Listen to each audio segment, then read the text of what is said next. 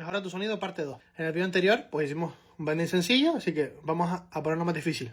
¿Cómo lo vamos a poner más difícil? Haciendo bending superior. Te recomiendo que hagas este ejercicio.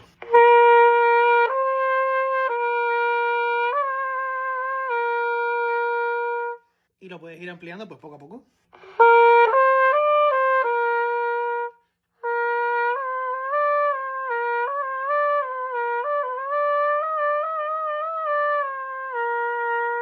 Así que ya sabes, no tienes excusas para no mejorar tu sonido.